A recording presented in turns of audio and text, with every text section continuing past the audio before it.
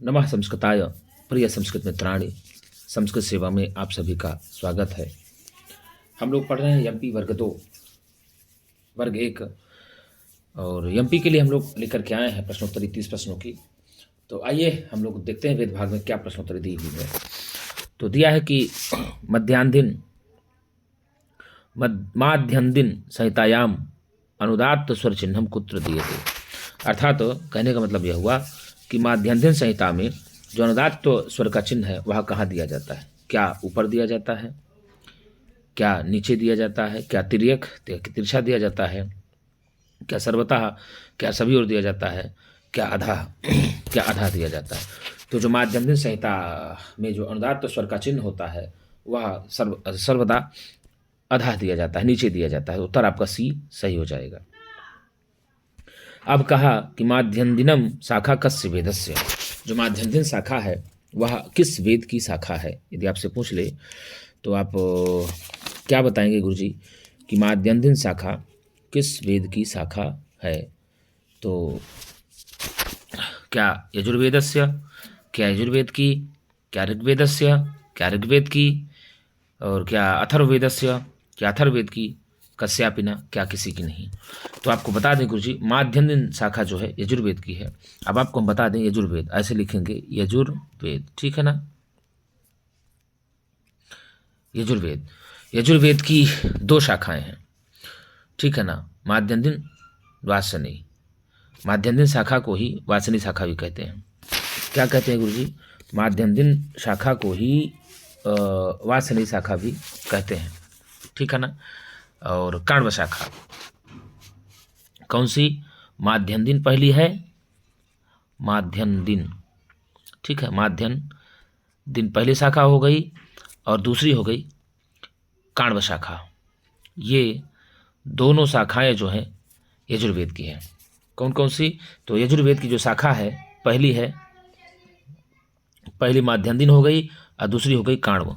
कौन सी? दूसरी हो गई काण्व शाखा। और आपको बता दें माध्यान्दिन का ही नाम जो है गुरुजी, इसको वाजसनेयी संहिता भी कहते हैं। क्या कहते हैं? वाजसनेयी भी कहते हैं। क्या? वाजसनेयी कहिए चाहे माध्यान्दिन कहिए, बात दोनों एक ही है। वाजसनेयी कहिए चाहे माध्यान्दिन, दोनों बात एक ही है।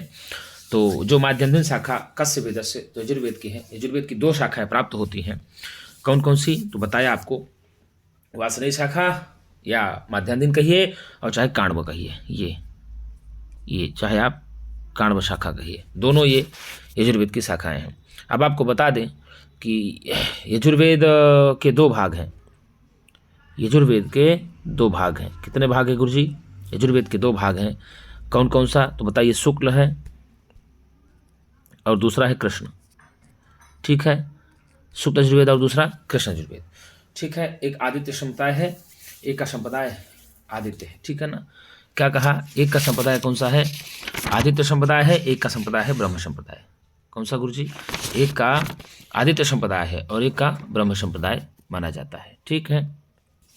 तो अब शुक्ल यजुर्वेद की 2 शाखाएं हैं, माध्यन्दिन काण्व शाखा। कौन कौन भैया? शुक्ल यजुर्वेद की 2 शाखाएं। कितनी? शुक्ल यजुर्वेद की 2 शाखाएं हैं, माध्यन्दिन और काण्व शाखा। कौन से यजुर्वेद की? शुक्ल यजुर्वेद की। देखिए यजुर्वेद के 2 भाग हैं, ठीक है ना। यजुर्वेद के 2 भाग हैं, माध्यन्दिन शुक्ल यजुर्वेद, कृष्ण यजुर्वेद। अब ये जो माध्यन्दिन शाखा है यजुर्वेद की ही है, क्योंकि यहाँ शुक्ल यजुर्वेद दिया होता ऑप्शन में दिया आपको। यदि आपको ऑप्शन में शुक्ल दे दिया होता तो शुक्ल यजुर्वेद की माध्यन्दिन शाखा है, लेकिन यहाँ वेद की पूछा है तो आपको बता दें कि ऋग्वेद की नहीं है, अथर्ववेद की भी नहीं है, ये यजुर्वेद की है। अब यदि आपसे पूछ ले यजुर्वेद ना कह करके बोल दे शुक्ल यजुर्वेद की शाखा है माध्यान्दिन, तैत्तिरीय, मैत्रायणी, कठ, कपिस्थल, इन 4 में, तो माध्यान्दिन आप बताएंगे, ठीक है। माध्यान्दिन शाखा को ही काण्व शाखा कहते हैं। तो आपने पहले 2 भागों में बांटा शुक्ल यजुर्वेद को, शुक्ल यजुर्वेद, कृष्ण यजुर्वेद। फिर शुक्ल यजुर्वेद की 2 शाखाएं, कितने गुरुजी? इसके आगे हम जोड़ देते हैं शुक्ल, ठीक है। तो शुक्ल यजुर्वेद की 2 शाखाएं हो गई माध्यान्दिन। कौन सी? ये शुक्ल यजुर्वेद के अंतर्गत की शाखा है। जो माध्यन्दिन शाखा है शुक्ल यजुर्वेद के अंतर्गत की है। इसी का नाम वाजसनेयी भी है। क्या है गुरुजी? वाजसनेयी भी इसी शाखा का नाम है। तो वाजसनेयी शाखा भी इसी शाखा का नाम है, ये कहिए। और दूसरी शाखा है काण्व। कौन सी? तो शुक्ल यजुर्वेद की 2 शाखाएं, माध्यन्दिन शाखा और काण्व शाखा होगी। अब कृष्ण यजुर्वेद की, अब इसके सामने हम कृष्ण लगा देते हैं, आगे क्या लगा देते हैं? कृष्ण यजुर्वेद की 4 शाखाएं, कितनी? 4 शाखाएं, कौन कौन सी? तो भैया तैत्तरीय, कौन कौन सी शाखाएं हैं? तो तैत्तिरीय, ये तैत्तिरीय, मैत्रायणी, तीसरी कठ और चौथी कपिष्ठल। कौन सी? देख लीजिए, पूरा अलग अलग हो गए, चारों शाखाएं हो गई कृष्ण यजुर्वेद की। कृष्ण यजुर्वेद 4 शाखाएं, कौन कौन सी? तैत्तरीय शाखा, मैत्रायणी शाखा और तीसरी कट शाखा और चौथी कपिष्ठल शाखा। तो आपसे कुछ भी प्रश्न पूछे, यदि यजुर्वेद से आपसे प्रश्न पूछता है तो आप सीधे बताएंगे कि यजुर्वेद को 2 भागों में बांटा गया है, जिसमें पहला होगा शुक्ल यजुर्वेद, दूसरा होगा कृष्ण यजुर्वेद। तो शुक्ल यजुर्वेद आदित्य संप्रदाय का है और कृष्ण यजुर्वेद ब्रह्म संप्रदाय का है। तो शुक्ल यजुर्वेद में 2 शाखाएं हैं, आपको पहले बताया मैंने। शुक्ल यजुर्वेद की 2 शाखाएं हैं, कौन कौन सी हैं? माध्यान्दिन, जिसको वासनेय शाखा कहते हैं, और दूसरी काण्व शाखा। और कृष्ण यजुर्वेद की 4 शाखाएं हैं, तैत्तरीय, मैत्रायणी, कठ, कपिष्ठल। अब यदि ऋग्वेद की शाखा की बात किया जाए तो ऋग्वेद की शाखा साकल और वाष्कल है। कौन सी है? साकल वाष्कल ऋग्वेद की शाखा है, ठीक है ना। कौन सी शाखा? साकल वाष्कल ऋग्वेद की शाखा है। और अथर्ववेद की यदि शाखा की बात किया जाए तो शौनक और पैपलाद। कौन कौन सी गुरुजी? शौनक,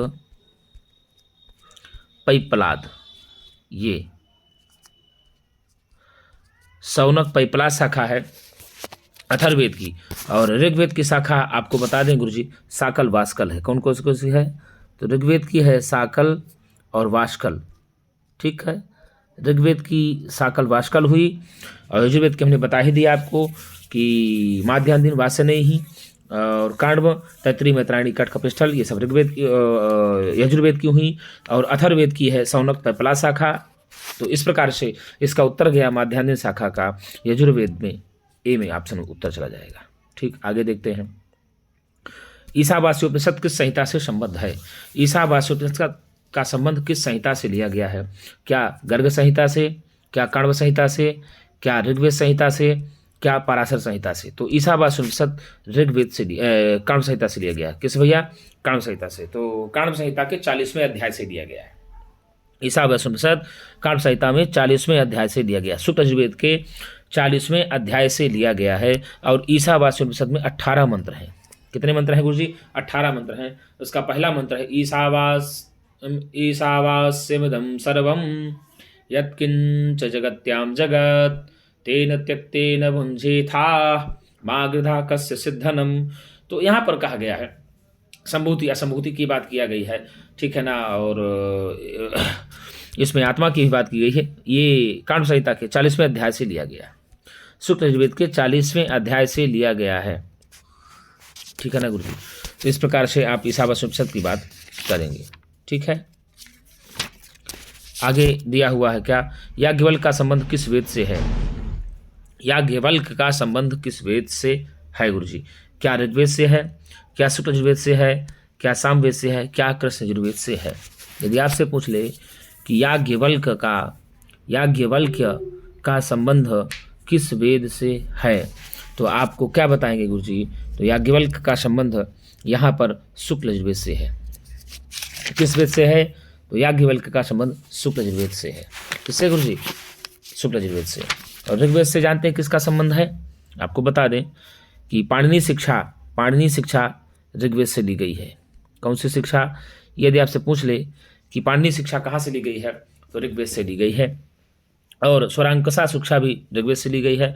षोडश श्लोकी शिक्षा भी ऋग्वेद से ली गई है। सहस्त्रीय और आपिशल शिक्षा, ये सारी शिक्षाएं ऋग्वेद से ली गई हैं, ठीक है। और यजुर्वेद की यदि बात किया जाए तो यजुर्वेद से याज्ञवल्क्य शिक्षा ली गई है। कौन सी भैया?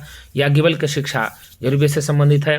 और वासिष्ठी शिक्षा भी यजुर्वेद से संबंधित है। कात्यायनी, पाराशरी, माध्यान्दिनी शिक्षा आदि ये सब यजुर्वेद से ही संबंधित है। यजुर्वेद में भी शुक्ल यजुर्वेद से संबंधित है, ठीक है ना। और कृष्ण यजुर्वेद की यदि बात किया जाए तो कृष्ण यजुर्वेद से संबंधित है गुरुजी भारद्वाज शिक्षा, व्यास शिक्षा, शंभु शिक्षा, कौहली शिक्षा, सर्वसम्मत, आरण्य, सिद्धांत शिक्षा आदि ये सारी शिक्षाएं कृष्ण यजुर्वेद से संबंधित हैं।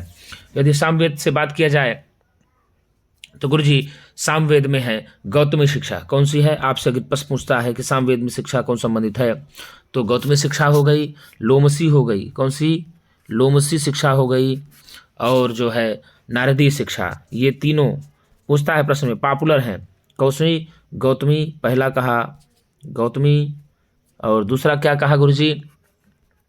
लोमसी शिक्षा, दूसरी लोमसी शिक्षा, और तीसरी नारदीय शिक्षा, कौन सी? तीसरी नारदीय शिक्षा। इन सारी शिक्षा का संबंध सामवेद से है। किससे है? सामवेद से। तो इस प्रकार से हमने पूरी शिक्षाओं को बता दिया आपको। तो यहाँ पूछा है याज्ञवल्क्य का संबंध किस वेद से है, तो याज्ञवल्क्य का संबंध शुक्ल यजुर्वेद से है। किस वेद से है?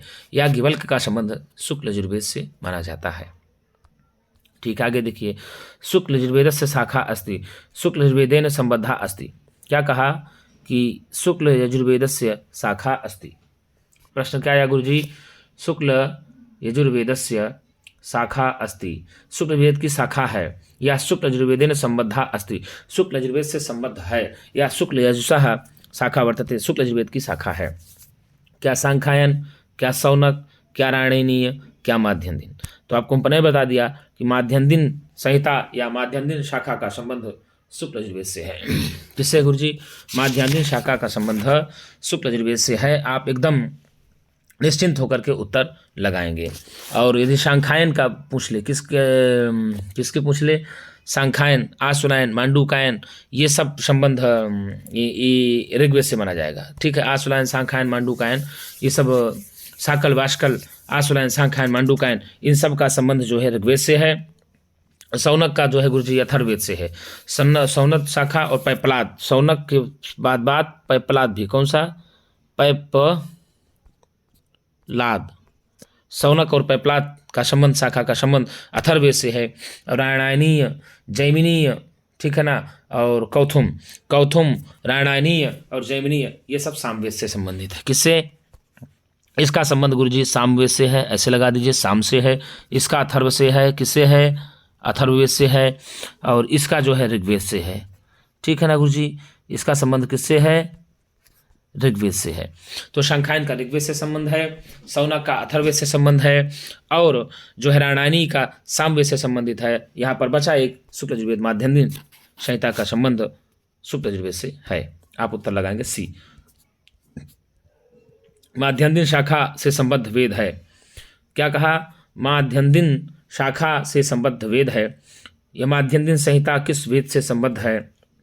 या माध्यन्दिन वाजसनेयी शाखा संबद्धा अस्ति, माध्यन्दिन वाजसनेयी शाखा संबद्ध है। किससे है गुरुजी बताइए?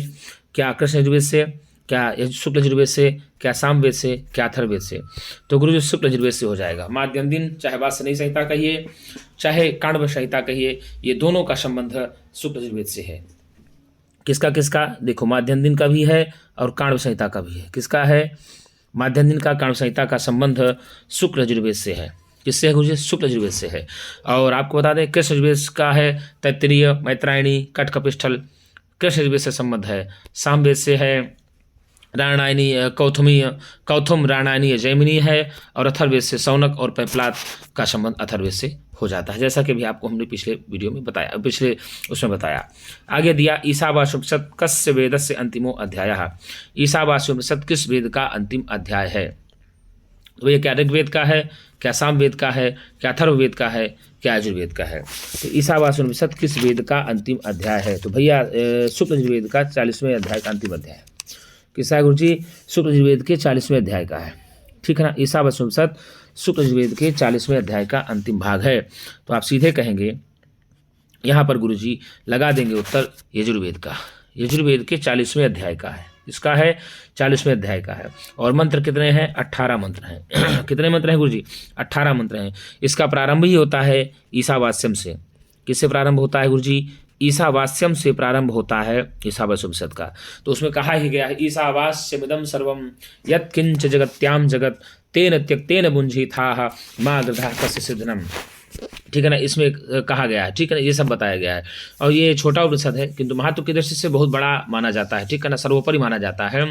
और इसमें ईशावास्योपनिषद में गुरुजी चर्चा किसकी आई है तो आपको बता दें, विद्या अविद्या की चर्चा ईशावास्य उपनिषद में आती है। प्रश्न आपसे यदि पूछ लेता है कि विद्या अविद्या की चर्चा कहाँ पर आती है, आप बताएंगे ईशावास्य उपनिषद में आती है। और संभूति असंभूति, क्या कहा, संभूति और असंभूति की भी चर्चा ईशावास्य उपनिषद में भी आती है, ठीक है ना। संभूति और असंभूति इन सब की चर्चा भी ईशावास्य उपनिषद में आती है। तो ईशावास्य उपनिषद शुक्ल यजुर्वेद के 40वें अध्याय का से लिया गया है, जिसमें 18 मंत्र हैं और इसकी शुरुआत ही गुरुजी ईशावास्यम से होती है।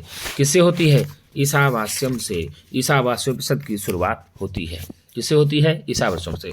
अब यदि ऋग्वेद के उपनिषद की बात किया जाए कि ऋग्वेद की कौन कौन सी उपनिषद हैं, तो आपको बता दें गुरुजी, ऐतरेय सांख्यायन, क्या कहा गुरुजी? ऐतरेय ऐतरेय ऐतरेय उपनिषद कौन कौन सा?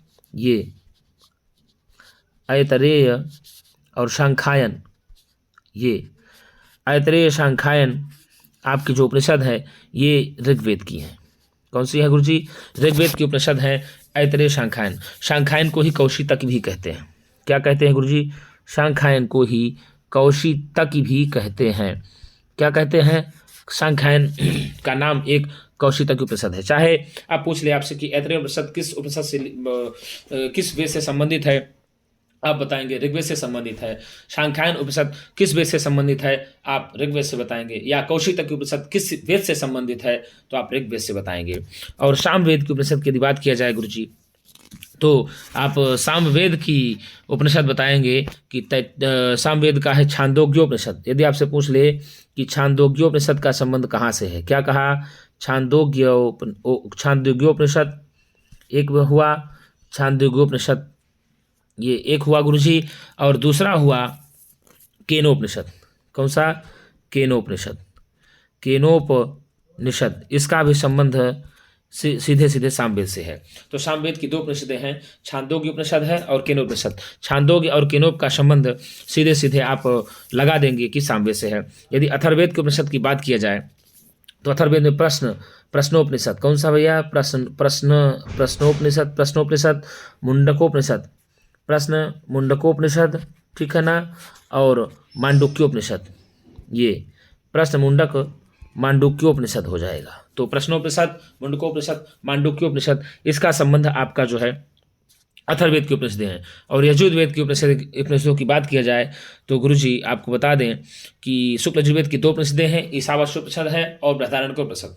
क्योंकि यजुर्वेद के दो भाग हैं, शुक्ल यजुर्वेद, कृष्ण यजुर्वेद। शुक्ल यजुर्वेद की दो उपनिषदें हैं। किसकी गुरुजी? शुक्ल, क्या कहा? ये आप हम आगे जोड़ देते हैं, शुक्ल यजुर्वेद की जो है दो उपनिषदें हैं। कौन कौन सी हैं गुरुजी?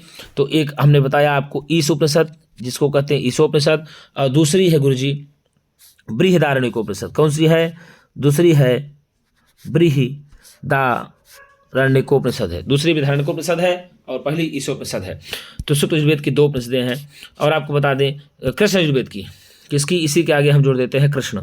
तो यदि कृष्ण यजुर्वेद की उपनिषदों की बात किया जाए तो कृष्ण यजुर्वेद की 4 उपनिषदें हैं। कौन कौन सी हैं? तैत्तिरीय,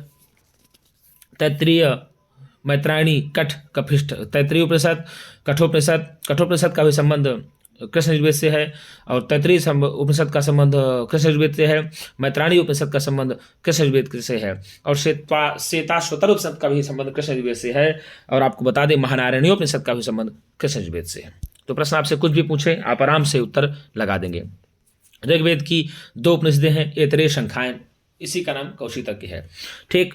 और यजुर्वेद में शुक्ल यजुर्वेद की उपनिषदें हैं, ईशोपनिषद, बृहदारण्यक उपनिषद। यदि प्रश्न आपसे पूछ ले कि बृहदारण्यक उपनिषद का संबंध किस वेद से है, तो आप बताएंगे शुक्ल यजुर्वेद से है, ठीक है। ईशोपनिषद का संबंध किस वेद से है, तो आप बताएंगे ईशोपनिषद से है।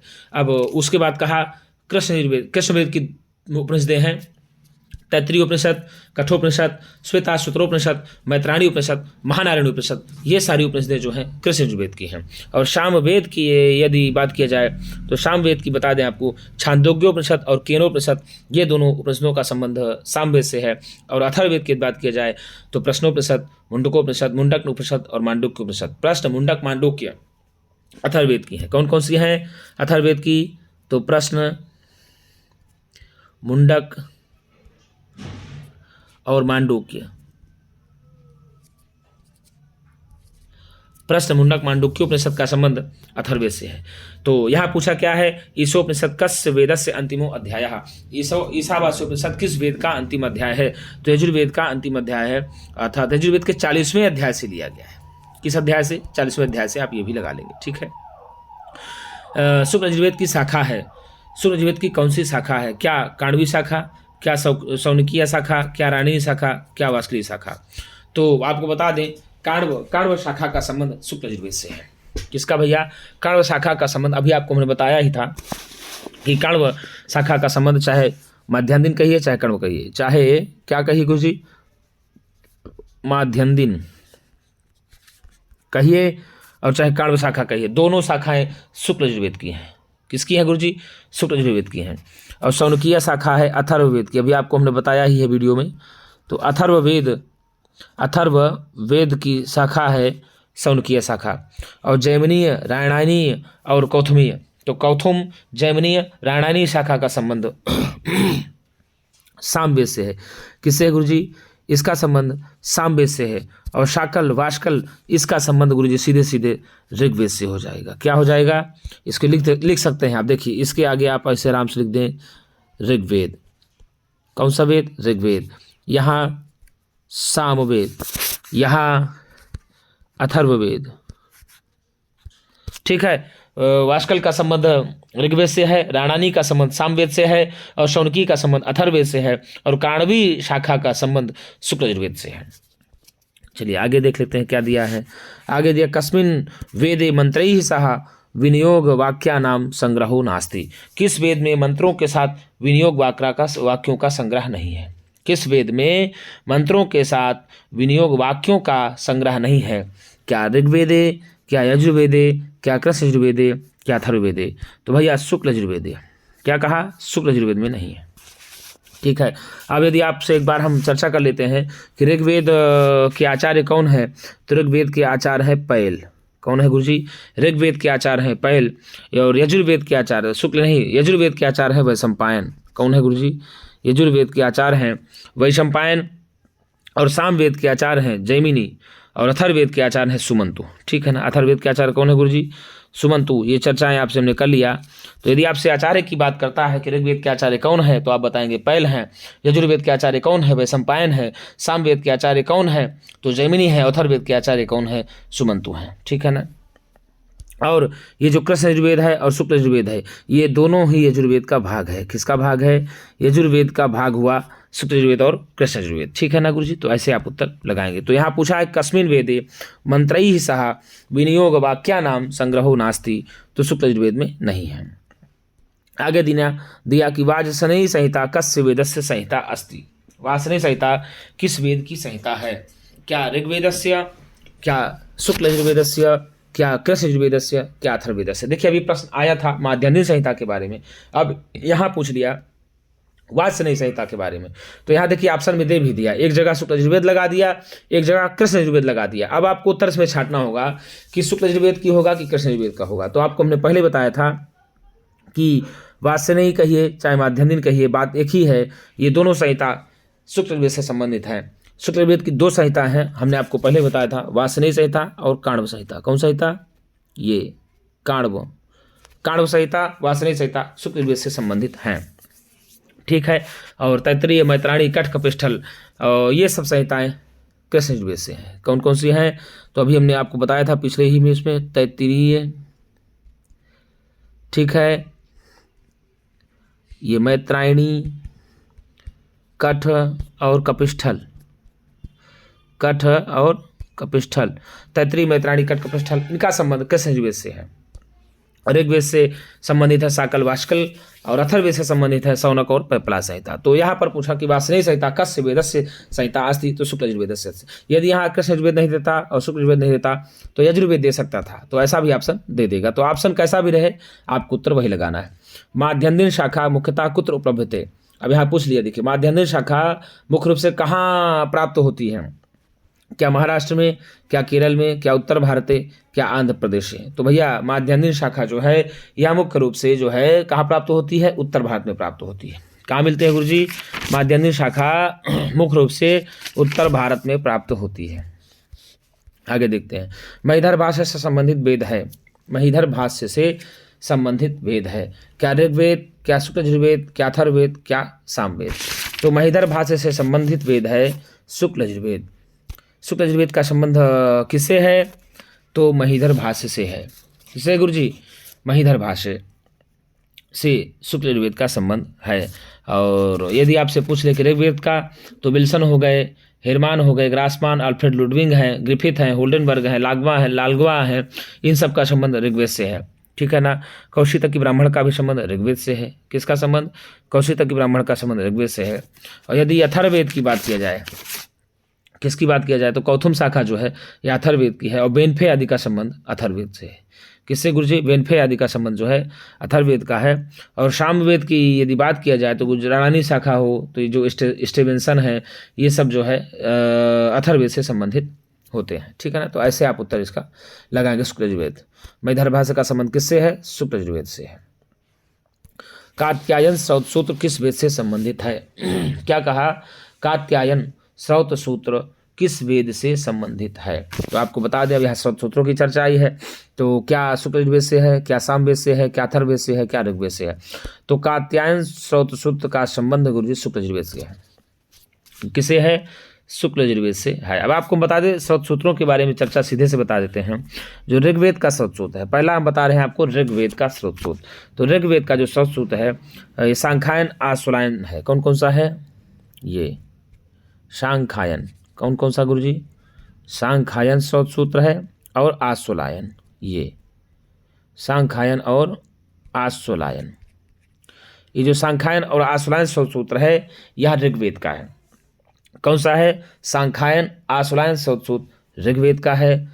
अब हम यजुर्वेद की बात करें। यजुर्वेद में शुक्ल यजुर्वेद का जो श्रौत सूत्र है यह शुक्ल यजुर्वेद का कात्यायन श्रौत सूत्र है। कौन सा है? कात्यायन श्रौत सूत्र जो है, कात्यायन श्रौत सूत्र ये जो है शुक्ल यजुर्वेद का है। किसका है गुरुजी? शुक्ल यजुर्वेद का है। अब इसी में हम कृष्ण जोड़ देते हैं। क्या जोड़ देते हैं? इसी में कृष्ण यजुर्वेद जोड़ देते हैं। तो कृष्ण यजुर्वेद का जो श्रौत सूत्र है उसकी बात आपको हम बता दें गुरुजी। बौधायन। कौन सा है? बौधायन। ये बौधायन श्रौत सूत्र का संबंध कृष्ण यजुर्वेद से है। वाधूल, वाधुल का भी संबंध कृष्ण यजुर्वेद से है। मानक, भारद्वाज, भारद्वाज क्या कहोगे? भारद्वाज और आपस्तंभ, आपस्तंभ, भारद्वाज, आपस्तंभ, काठक, सत्याषाढ़, काठक, सत्याषाढ़, काठक हो गए, सत्याषाढ़, सत्याषाढ़ को हिरण्यकेशी भी कहते हैं। वैखानस, वाराह, वैखानस, वैखानस और वाराह। ये तो देखिए लिख दिया हमने। कृष्ण यजुर्वेद के जो श्रौत सूत्र हैं, बौधायन श्रौत सूत्र है, वाधुल श्रौत सूत्र है, मानक श्रौत सूत्र है, भारद्वाज श्रौत सूत्र है, आपस्तंभ श्रौत सूत्र है, काठक श्रौत सूत्र है, सत्याषाढ़ श्रौत सूत्र है, इसी का नाम हिरण्यकेशी श्रौत सूत्र भी कहा जाता है। वैखानस श्रौत सूत्र हो गया और वाराह श्रौत सूत्र हो गया। तो इस प्रकार से ये पूरे कृष्ण यजुर्वेद के श्रौत सूत्र हुए। ठीक है। अब सामवेद के श्रौत सूत्रों की बात करते हैं। किसकी गुरुजी? सामवेद की। तो सामवेद में बता दें आपको आर्षेय, पहला कौन है? आर्षेय।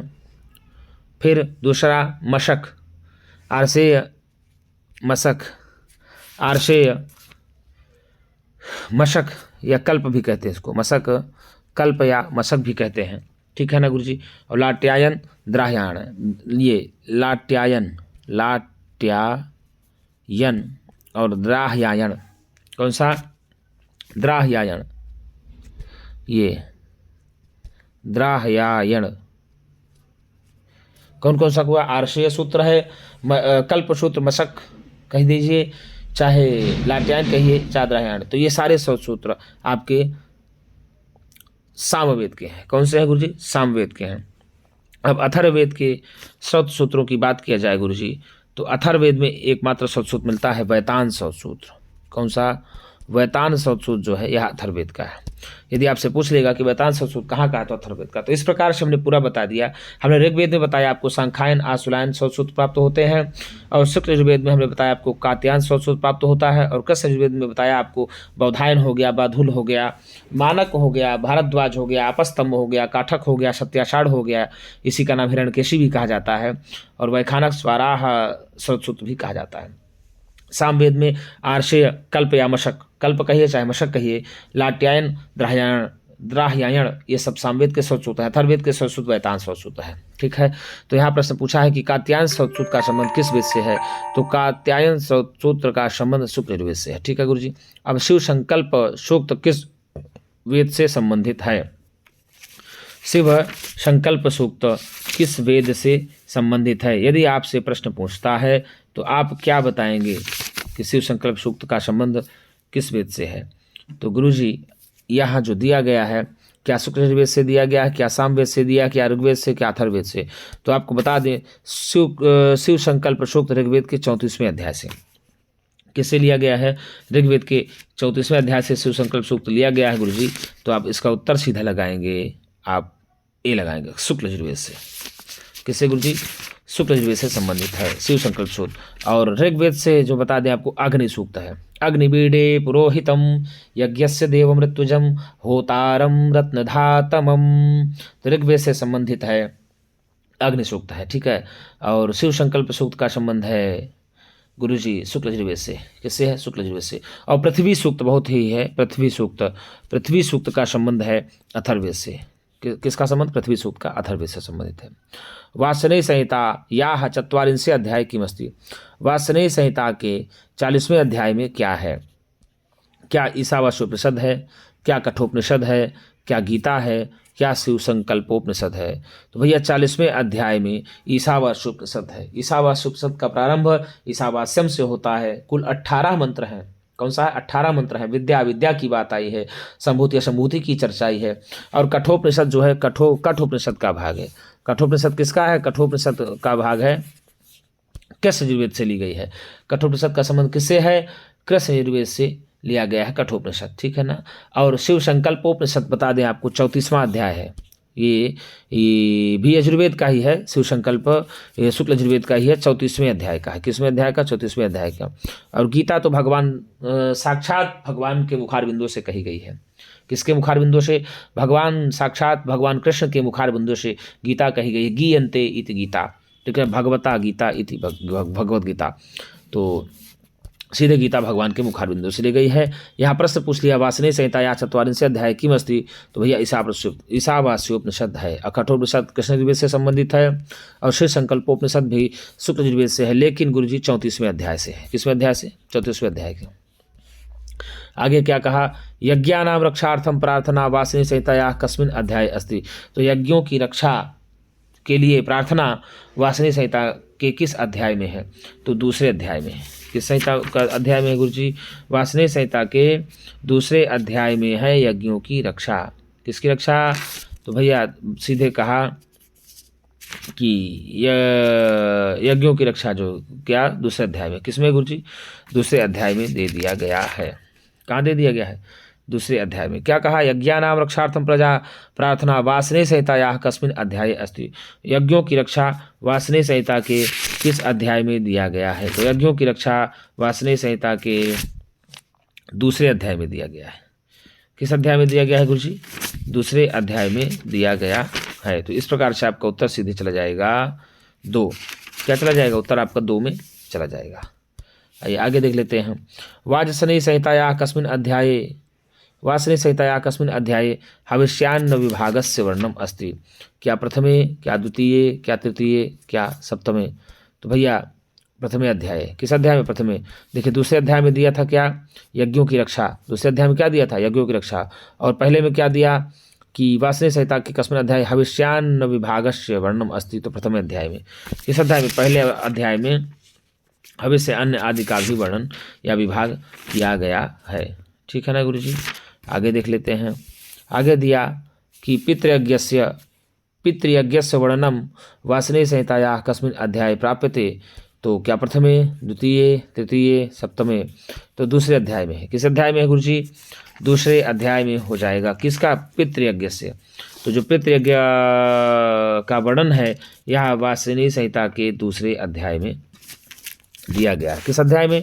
दूसरे में दिया गया है। आगे दिया वासनी संहितायाः कस्मिन् अध्याये अग्निहोत्रस्य वर्णनम् अस्ति। तो वासनी संहिता के तीसरे अध्याय में अग्निहोत्र का वर्णन है। क्या है गुरुजी? तीसरे अध्याय में अग्निहोत्र का वर्णन है। देखिए पहले में हमने आपको क्या बताया, तो पहले अध्याय में जब अगर पूछ लिया था कि वासनी संहिता के पहले अध्याय में क्या है, तो अभी ही हमने आपको बताया कि पहले अध्याय में दिया गया है गुरुजी हविष्य अन्न विभाग। क्या कहा? हविष्य अन्न विभाग, हविष्यान्न विभाग, हविष्यान्न विभाग पहले में दिया गया। कहाँ दिया गया? हविष्यान्न विभाग पहले अध्याय में दिया गया। और दूसरे अध्याय में आपको अभी हमने बताया यज्ञानाम रक्षार्थम प्रार्थना, यज्ञ रक्षा के लिए प्रार्थना। क्या कहा? यज्ञ रक्षा के लिए प्रार्थना, ये दूसरे में दिया गया। ठीक है, यज्ञ रक्षा के लिए प्रार्थना, ये बात दूसरे में दी गई है। किस में दी गई है गुरुजी? यज्ञ रक्षा के लिए प्रार्थना, ये बात दूसरे में दी गई है। और तीसरे में आ गया कि दिया गया वासनी संहिता कस्मिन् अध्याय अग्निहोत्रस्य वर्णनम् अस्ति। तो तीसरे अध्याय में चला जाएगा। वासनी संहिताया कस्मिन् अध्याये सोम स्तुति वर्तते। तो भैया वासनी के चौथे अध्याय में सोम स्तुति का वर्णन है। किस अध्याय में? चौथे अध्याय में सोम स्तुति का वर्णन दिया गया है। पहले में अभी हमने आपको बताया सीधे सीधे वासनी संहिता के पहले अध्याय में गुरुजी ये दिया गया हविष्य अन्न विभाग दिया गया। और दूसरे में जो दे दिया गया आपको हमने बताया यज्ञानाम रक्षार्थम प्रार्थना, यज्ञों की रक्षा के लिए प्रार्थना दिया गया। और अभी पहले का भी बताया गया आपको, दूसरे का भी बताया गया, चौथे में दिया गया है क्या गुरुजी? वासनी संहिता कस्मिन् अध्याय सोम स्तुति कृतम अस्ति। तो सोम स्तुति चौथे अध्याय में दी गई है। हस्तेन क्या कहा गुरुजी? हस्तेन त्रैश्वर्यं प्रदर्श्यते, हस्तेन त्रैश्वर्यं प्रदर्श्यते। तो हाथ के द्वारा ही त्रैश्वर्य प्रदर्शित होता है। पैपला संहिता में क्या, अथर्ववेद में क्या कृष्ण यजुर्वेद में? तो गुरुजी आपको बता दें माध्यन्दिन संहिता में होता है। किस में होता है? माध्यन्दिन संहिता में होता है। किस संहिता में होता है गुरुजी? माध्यन्दिन संहिता में होता है। हस्तेन त्रैश्वर्यं प्रदर्शते माध्यन्दिन संहिता। ठीक है। अथर्ववेद में अग्नि सूक्त का संबंध ऋग्वेद से है और अथर्ववेद में पृथ्वी सूक्त का संबंध है। अथर्ववेद में पृथ्वी सूक्त का संबंध अथर्ववेद में है, अथर्ववेद से है। किससे है गुरुजी? अथर्ववेद से है। और पैपलाद, यदि आपसे पूछ ले कि पैपलाद संहिता का संबंध किससे है, क्या कहा गुरुजी? कि पैपलाद संहिता का संबंध किससे है? तो आप भी एक आध प्रश्न का उत्तर बताएंगे। ऑब्जेक्टिव में आप लोग जरूर लिखेंगे कि पैपलाद संहिता का संबंध किससे माना जाएगा। ठीक है ना? ये आपके लिए प्रश्न दे रहे हैं। एक प्रश्न आप भी उत्तर लगाएंगे कि पैपलाद का संबंध किस वेद से है। यदि आप सब नहीं दे पाएंगे तो उत्तर आपको हमारे द्वारा बताया जाएगा, किंतु आपको पैपलाद की चर्चा बताना है कि पैपलाद का संबंध किस वेद से है। किससे भैया? पैपलाद का संबंध किस वेद से है, ये आप लोगों को अभी बताना है। ठीक है, आगे देख लेते हैं। आगे प्रश्न दिया है कि हस्तस्वर होता है। हस्तस्वर किस में होता है? क्या सूक्त यजुर्वेद में, क्या गोपथ ब्राह्मण में, क्या धनुर्वेद में, क्या सामवेद में? हस्तस्वर पढ़ा जाता ना, हरि ओम मा गणानान्त्वा गणपति घुंघावामहे प्रियाणान्त्वा प्रियपति घुंघावामहे यशोमम, ऐसे पढ़ा जाता है गुरुजी। तो आप लोग पढ़ते भी हैं, तो इसमें लगाएंगे तो आप शुक्ल यजुर्वेद में होता है। किस में होता है गुरुजी? शुक्ल यजुर्वेद में होता है। गोपथ ब्राह्मण अथर्ववेद का है। गोपथ ब्राह्मण अथर्ववेद में है और सामवेद में जैमिनी ब्राह्मण है। कौन सा है? जैमिनी ब्राह्मण है। और ये उपवेद है। आयुर्वेद धनुर्वेद की हाथ। तो ये जो धनुर्वेद है आपको बता दें, यदि आपसे पूछ ले कि वेदों का उपवेद क्या है, तो जो धनुर्वेद है ये यजुर्वेद का उपवेद है। किसका है गुरुजी? यजुर्वेद का ही उपवेद है। यजुर्वेद का उपवेद हुआ धनुर्वेद। अब आपको बता दें, ऋग्वेद का उपवेद होता है आयुर्वेद, यजुर्वेद का होता है धनुर्वेद, सामवेद का होता है गांधर्ववेद और अथर्ववेद का होता है सर्पवेद। ठीक है। और गोपद ब्राह्मण का संबंध आपको बता दें अथर्ववेद से है, और हस्तस्वर होता है शुक्ल यजुर्वेद में। कहाँ होता है? शुक्ल यजुर्वेद में। और सामवेद के आचार्य हैं जैमिनी। ठीक है ना। इस प्रकार से आप उत्तर इसका लगाएंगे। हम आपसे प्रश्न एक जो दिए हैं आपको कि गुरुजी पैपलाद संहिता का संबंध किससे है, पैपलाद संहिता का संबंध किससे है आपको बताना है। ठीक है ना। पैपलाद शाखा का कमेंट में आप जरूर बताइए। कमेंट में नहीं बता पाते आप तो अंत में हम आपको जरूर बताएंगे, लास्ट में बता देंगे। क्या कहा कि शुक्ल यजुर्वेद, हाँ, शुक्ल यजुर्वेद से नामांतरम अस्ति, शुक्ल यजुर्वेद का नामांतर है, दूसरा नाम है शुक्ल यजुर्वेद, इस नाम से भी जाना जाता है। शुक्ल यजुर्वेद संहिता का नामांतर है, क्या है? क्या कठ संहिता, क्या साकल संहिता, क्या मैत्रायणी संहिता, क्या वासनी संहिता। तो आपको बताया था ना, माध्यन्दिन कहिए चाहे वासनी संहिता कहिए, यही है। और कांड संहिता भी, काण्व माध्यन्दिन वासनी, माध्यन्दिन कहिए चाहे माध्यन्दिन कहिए चाहे वासनी कहिए। क्या कहा? माध्यन्दिनी कहिए चाहे वासनी संहिता कहिए, दोनों में बात एक ही होगी। ठीक है ना। शुक्लवेद का नामांतर है। और काण्व संहिता भी शुक्लवेद से संबंधित है। कठ का संबंध किससे है? तो कृष्ण यजुर्वेद से है। कठ संहिता का संबंध कृष्ण यजुर्वेद से है। और शाकल संहिता का संबंध ऋग्वेद से है। और मैत्रायणी संहिता का संबंध, तैतृय मैत्रायणी कठ का पिस्टल आपको बता दें, ये कृष्ण यजुर्वेद से है। ठीक है गुरुजी। तो इसका उत्तर जाएगा सी। क्या जाएगा उत्तर? सी। आपको हमने एक प्रश्न दिया है गुरुजी। क्या प्रश्न दिया है आपको? बार बार मैं कह रहा हूँ, आप हस्तस्वर होता है शुक्ल यजुर्वेद में। ठीक है। अब आपसे पूछे थे कि पैपलाद का संबंध किससे है, पैपलाद का संबंध किससे है आपको बताना है। वासनी संहिता कस्मिन् अध्याये सोमकुंडस्य वर्णनम अस्ति, वासनी संहिता के किस अध्याय में सोमकुंड का वर्णन है? तो वासनी संहिता के क्या पहले अध्याय में? बिल्कुल नहीं है। क्या तीसरे अध्याय में? बिल्कुल नहीं है। क्या पंचवें अध्याय में? नहीं है। नौवें अध्याय में? बिल्कुल नहीं। तो पांचवें अध्याय में वासनी संहिता वासनी संहिता के पांचवें अध्याय में सोमकुंड का वर्णन आता है। फिर क्या कहा? दक्षिण होमस्य वर्णनम वासनी संहिता कस्मिन् अध्याय वर्तते, दक्षिण होम का वर्णन वासनी संहिता के किस अध्याय में है? क्या प्रथमे, सप्तमे, नवमे, द्वादशे? तो सप्तमे अध्याय में है। किस अध्याय में गुरुजी? सप्तमे अध्याय में हो जाएगा। वासनी संहितायाः कस्मिन् अध्याये प्रायश्चित्त मंत्राणाम उल्लेखो अस्ति, वासनी संहिता के किस अध्याय में प्रायश्चित के मंत्रों का उल्लेख है? क्या अष्टमे, क्या दसवें, क्या सप्तदशे, क्या अष्टादशे? तो गुरुजी अष्टमे अध्याय में है। किस अध्याय में है? अष्टमे अध्याय में। वाजपेय यज्ञस्य वर्णनम वासनी संहिता कस्मिन् अध्याय प्राप्यते, वाजपेय यज्ञ का वर्णन वासनी संहिता के किस अध्याय में है? तो आप बताएंगे क्या नवमे में है, अष्टमे में है, सप्तमे में है, क्या अष्टादशे में है? तो नवमे अध्याय में है। किस अध्याय में गुरुजी? नवमे अध्याय में है। माध्यन्दिन संहिता में शतरुद्रीय होम मंत्र किस अध्याय में कहे गए हैं? या वासनी संहितायाः कस्मिन् अध्याये शतरुद्रीय मंत्राः सन्ति? तो गुरुजी 16वें अध्याय में, 16वें अध्याय में। किस अध्याय में है? 16वें अध्याय में है। वासनी संहितायाः कस्मिन् अध्याये अग्न्याधानस्य वर्णनम अस्ति, वासनी संहिता के किस अध्याय में अग्न्याधान का वर्णन है? क्या अष्टमें, क्या दसवें, क्या षोडशे, क्या अष्टादशे? तो 18वें अध्याय में है। किस अध्याय में गुरुजी? 18वें अध्याय में है। अश्विनी कुमारयोः स्तवनम वासनी संहितायाः कस्मिन् अध्याये विद्यते, अश्विनी कुमार के स्तवन का संबंध वासनी संहिता के किस अध्याय में है? क्या विंशे, क्या द्वादविंशे, क्या एक त्रिंशे, क्या त्रिंशे? तो 20वें अध्याय में। किस अध्याय में है? 20वें अध्याय में है। आपसे हम पूछे थे कि पैपलाद का संबंध किस वेद से है? ये क्या पूछे थे? पैपलाद, ये पैपलाद